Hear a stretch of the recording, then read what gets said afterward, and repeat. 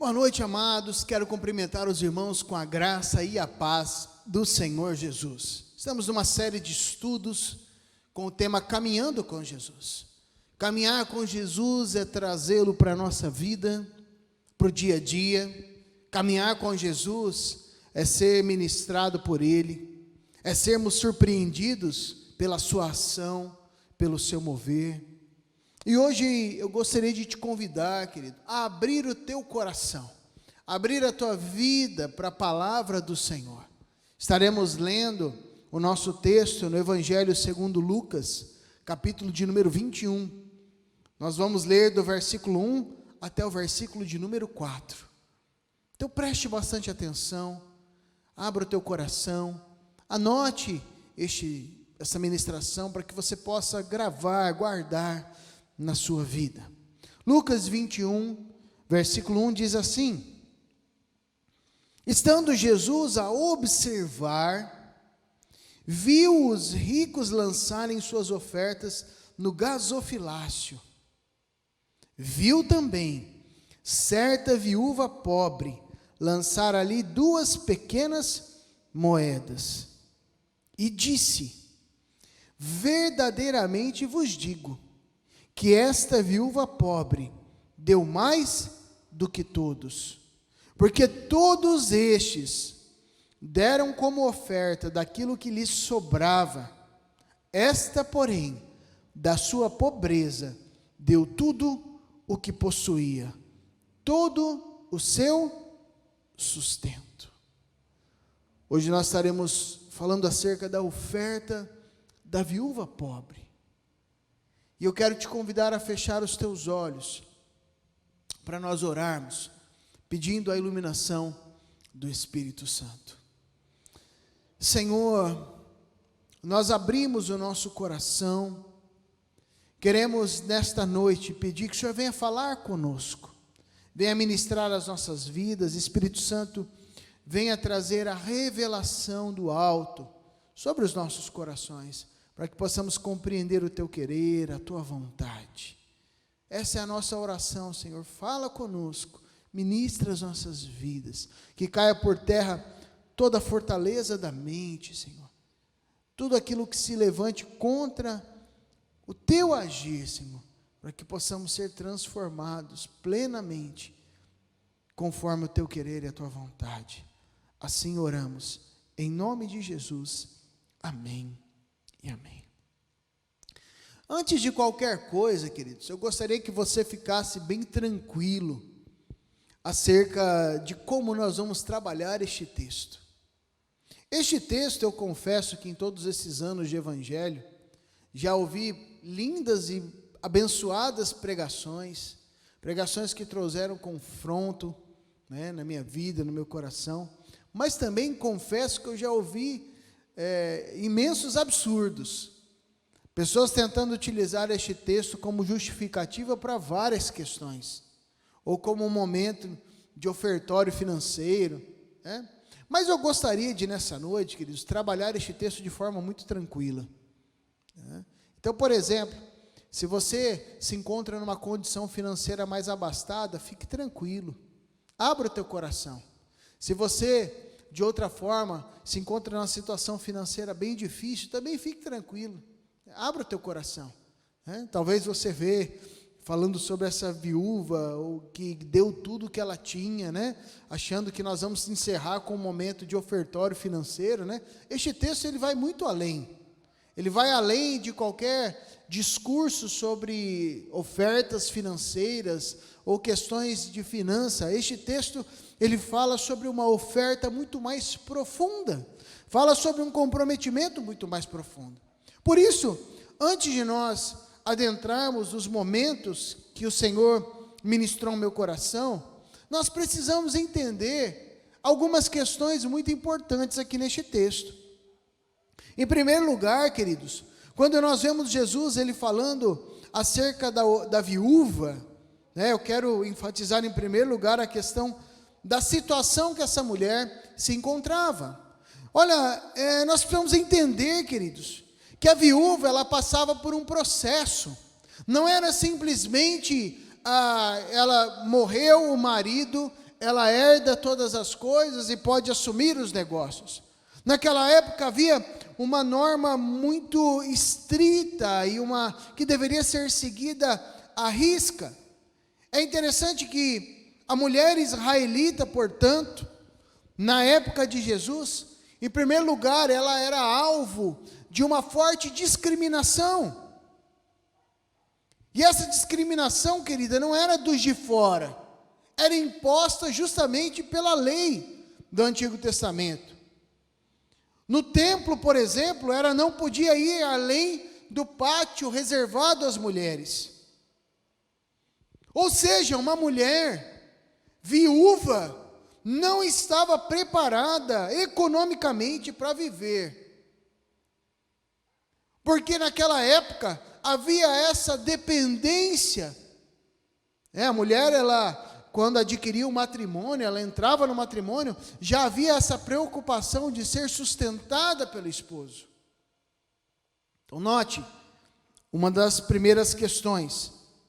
Por exemplo, quando falecia o dono da casa, se ela não tivesse filhos, por exemplo, já adultos, provavelmente ela não estaria minimamente preparada para defender os seus direitos no mundo dos homens, entre aspas, né? Como, por exemplo, nos negócios, nos tribunais, em outras áreas. Se ela não tivesse pelo menos um filho para herdar as terras do pai, né, do seu falecido esposo, ela continuava certamente ligada ao falecido. Você pode encontrar, por exemplo, lá em Deuteronômios, capítulo 25, do verso 5 a 10, as normas do Antigo Testamento acerca do matrimônio ou do falecimento. E lá você vai encontrar que ela deveria aguardar que um dos cunhados tomasse ela como uma das suas mulheres, em respeito pela memória do seu irmão. Se todos os seus cunhados a rejeitassem, olha que situação terrível, a rejeitasse, né? E depois de cumpridos os rituais, que constam no texto de Deuteronômio 25, é que ela poderia então procurar um outro casamento. Mas isso também não era fácil, tendo em vista que a mulher de um segundo casamento, segundo matrimônio, não era benquista, não era nada fácil. Então, quando nós olhamos no nosso texto, dizendo que era uma viúva pobre, no texto correspondente do Evangelho de Marcos, temos também essa mesma expressão. Nós podemos imaginar que essa mulher, em primeiro lugar, não tinha filhos. Em segundo, os cunhados não a receberam. Ou seja, ela não tinha outro meio de subsistência, de continuar a sua vida de forma digna no que diz respeito ao seu sustento e à sua sobrevivência. Então, quando Jesus ele observa aquela mulher, uma mulher que estava sendo desamparada pela comunidade de fé da época, não somente desamparada, mas sendo julgada constantemente, olhada com olhos de desprezo. Mas de repente, essa mulher rompe aquela cena. Qual era esta cena? O momento das ofertas financeiras, onde nós temos ali, enfatizado pelo autor Lucas, pessoas bem abastadas. E aqui o problema não é ser rico, o problema não é ser bem abastado. O fato de você vê-los entregando moedas também não é um problema, porque naquela época, geralmente você tinha vários tipos de moedas cunhadas de cobre ou de prata, moedas de ouro. E o fato é que essas moedinhas que os ricos estavam dando poderiam ser facilmente uma grande quantia. Mas é interessante que há um contraste aqui. O contraste de uma mulher abandonada pela família da fé, uma mulher abandonada pela sociedade, uma mulher necessitada, abandonada pela família, mas que ainda assim vê no seu relacionamento com Deus uma esperança de fé e de caminhada. E essa mulher rompe tudo aquilo e entrega tudo o que ela tinha, o seu melhor, para Jesus. Por isso, a primeira afirmação que eu gostaria de deixar para nossa edificação é que nós devemos entregar o melhor para Jesus. Eu não estou falando sobre quantidade aqui, queridos, e nem se são questões financeiras ou não. Estou falando em todas as nossas áreas de relacionamento, da nossa caminhada com Jesus. Entregue o melhor para Jesus. Pode parecer estranho, queridos, nós olharmos para essa circunstância. Aqueles irmãos entregando as suas moedas, provavelmente uma grande quantia, como já expliquei anteriormente.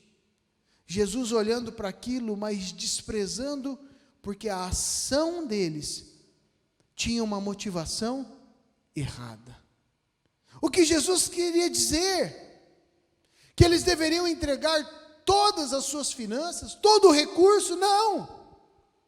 Jesus estava falando sobre o coração, de entregarmos o melhor, de como nós somos motivados a ofertar, a viver no relacionamento com Cristo. Eu quero te convidar a olhar na tela comigo o versículo de número 3. Verdadeiramente vos digo que esta viúva pobre deu mais do que todos. Verso 4. Porque todos estes deram como oferta daquilo que lhes sobrava. Esta, porém, da sua pobreza, deu tudo o que possuía, todo o seu sustento. Como nós nos apresentamos diante do nosso Deus? Como nós nos apresentamos para adorá-lo? Como nós nos apresentamos para entregar o que quer que seja ao nosso Deus? As canções, o serviço ministerial, o atendimento a um necessitado. Qual é a motivação do nosso coração? Precisamos sondar, queridos, o nosso coração para notar se nós não estamos fazendo de qualquer maneira, dando o que sobra, ou se nós estamos servindo ao Senhor com todo o nosso coração, entregando o melhor para o nosso Deus. Nós corremos o risco, queridos, de fazer as coisas de qualquer forma, de entrar no automático, de servir a Deus pelo simples fato de uma vivência religiosa. Eu quero te dizer, querido, que Deus não precisa de nós. Deus, Ele não precisa de mim, nem de você, mas há uma vontade que move o coração do Senhor, esse coração gracioso, de pela sua infinita misericórdia e amor, de nos usar. Mas muitas vezes nós vamos perdendo o foco na caminhada e começamos a achar que Deus depende de nós. Não, querido, Deus não depende do pastor Tiago, sou eu que dependo dele. E nós precisamos entender que é um privilégio sem tamanho. Podemos ofertar, quer que seja o nosso trabalho, quer seja as nossas finanças, quer seja a nossa disposição, a nossa vida. E esta mulher, esta viúva pobre, entendia que mesmo o pouco que ela tinha, ela poderia entregar nas mãos do grande Deus, como oferta de gratidão, pelo cuidado de Deus, mesmo diante de uma situação tão adversa como aquela que ela vivia. Será que nós estamos dando o que sobra ao Senhor? Ou aquilo que não vai fazer falta? Ou será que nós estamos entregando o nosso melhor a Ele? Como eu disse, queridos, Eu não estou falando apenas de recursos financeiros. Você pode colocar aqui sua voz, os seus talentos, a sua dança, o seu ajoelhar, o seu bater palmas, o seu levantar as mãos, o seu estender a mão, o seu entregar um alimento, o seu se prostrar.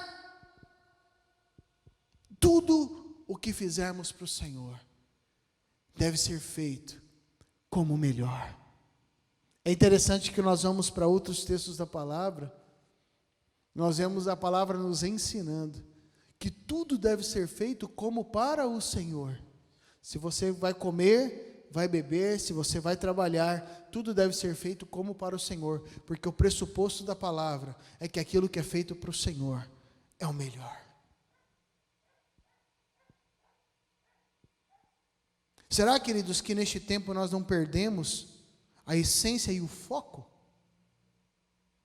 do privilégio que é poder levantar as mãos ao Senhor, do privilégio que é poder comungar junto com os irmãos na celebração de fé? Será que nós não perdemos a noção, muitas vezes, do privilégio que é poder servir ao Senhor? Entregar diante do Senhor dons e talentos que Ele nos deu para o seu serviço. Esta é uma noite, queridos, de nós repensarmos muita coisa. O Senhor, Ele não quer as nossas sobras. O que o Senhor quer é ter uma resposta nossa, um Deus que nos dá todas as coisas, nos abençoa com a sua graça e infinita misericórdia. Ele espera receber de nós uma resposta de gratidão.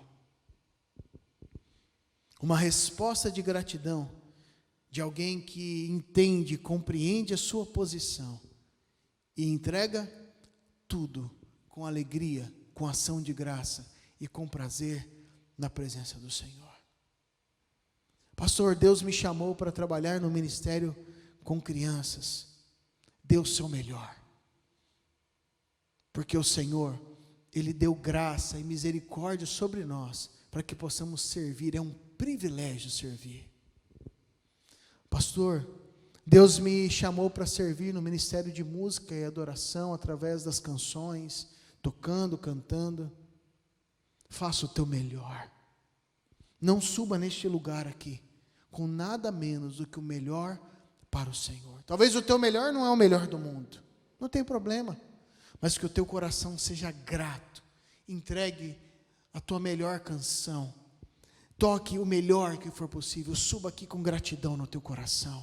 Pastor, Deus me chamou para ser um líder, um auxiliar de pequenos grupos, trabalhar na mesa diaconal, me chamou para ajudar a servir alimento, para ser do conselho, ou em outras áreas, grupos de homem ao máximo, mulher única, educação de filhos, qualquer que seja. Deus me chamou para servir de alguma forma. Faça o teu melhor ao Senhor, entregue o teu melhor para Jesus, com gratidão no coração. Não entregue a sobra, entregue o teu melhor. Mas em segundo e último lugar, amados, entregar o melhor para Jesus é pagar o preço. Nós precisamos pagar o preço. E com isso, queridos, preciso fazer uma pausa aqui. Pagar o preço não é pagar o preço que foi pago na cruz, esse já foi pago. Não estou falando de pagar o preço do pecado.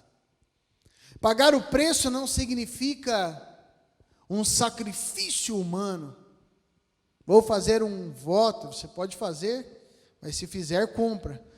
Vou ajoelhar e andar ajoelhado, tantos quilômetros para Deus fazer o que eu quero. Não, isso não é pagar o preço. Agora entenda, nós vamos aqui para o nosso texto, no versículo de número 4. Precisamos pagar o preço. Neste texto, fala acerca de uma mulher que não deu a sobra. Ela deu o que tinha. Verso 4. Diz que todos deram como oferta daquilo que sobrava. Esta, porém, da sua pobreza deu tudo o que possuía, todo o seu sustento. Nós não podemos aceitar uma vida acomodada, mas também, queridos, nós não podemos ofertar ao Senhor de qualquer jeito. Não podemos simplesmente dar algo que não faz sentido algum, que simplesmente nos é inútil, algo que não usamos. É interessante que o rei Davi, perdão, queridos, quando ele levanta um altar ao Senhor nas terras de Araúna, o Jebuseu, o Jebuseu, ele queria dar o terreno, os bois, os trilhos e a lenha para o sacrifício. Davi levantou um altar para sacrificar ao Senhor. E alguém se dispõe: Davi, deixa que eu dou todos os insumos para o sacrifício, que era a parte mais cara. Sabe o que Davi disse? Ele se recusa a receber. E ele pagou o preço pelo terreno e ofereceu ao Senhor os seus sacrifícios. Ou seja, ele pagou um alto preço para ofertar ao Senhor. Lá em 2 Samuel 24 está este texto.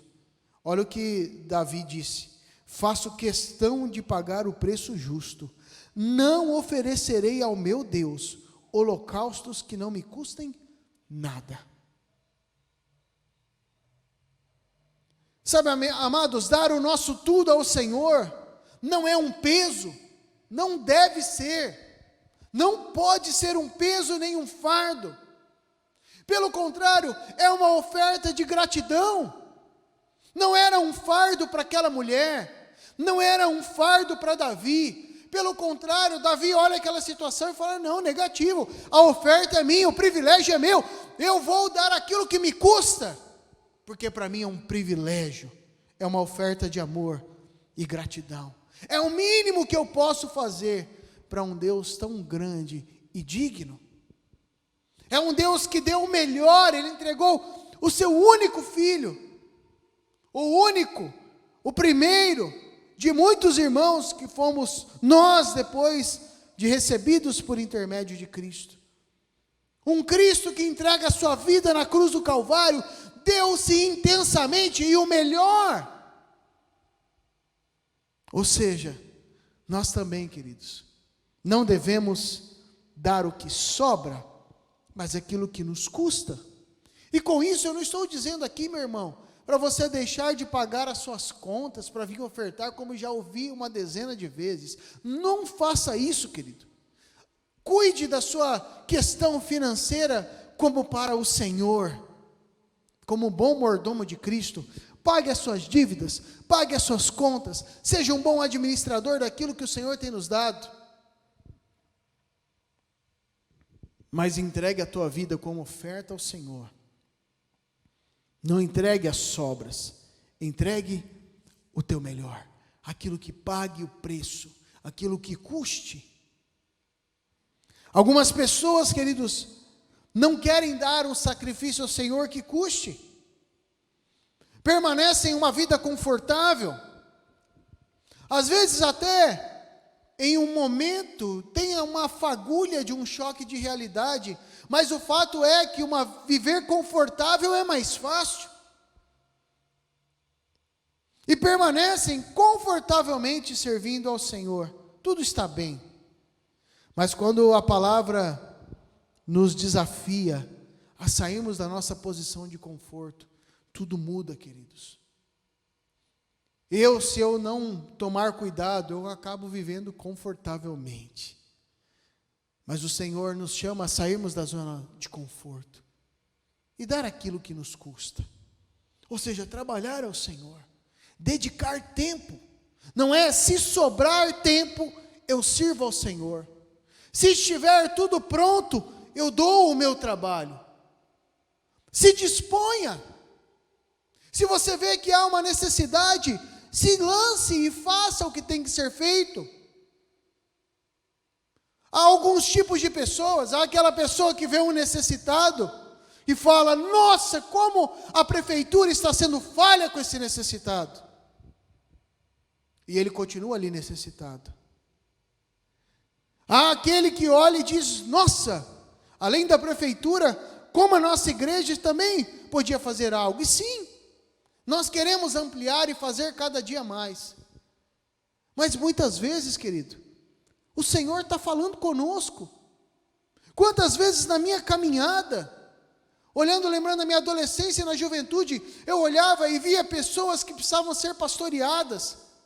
E eu olhava para a caminhada da igreja e não tinha nada, até o momento que eu entendi: ei, Tiago, o Senhor falando comigo, se eu estou te mostrando, vai e faça.